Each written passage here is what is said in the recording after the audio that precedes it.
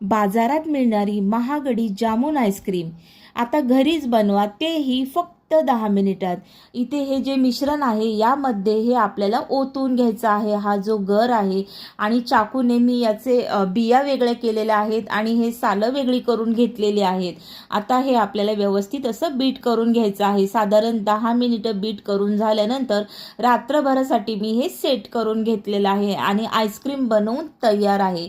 आणि इतकं क्रीमी खूप छान असं हे आईस्क्रीम आपलं झालेलं आहे। चवीला सुद्धा अप्रतिम भन्नाट चवीचं हे आईस्क्रीम तुम्ही सुद्धा नक्की ट्राय करा।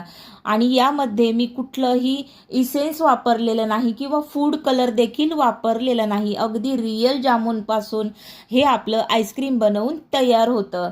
तर तुम्हाला आपली ही रेसिपी कशी वाटली नक्की कमेंट्समध्ये सांगा। आईस्क्रीम खूपच भारी झाली आहे। व्हिडिओ आवडल्यास लाईक शेअर सबस्क्राईब बाय।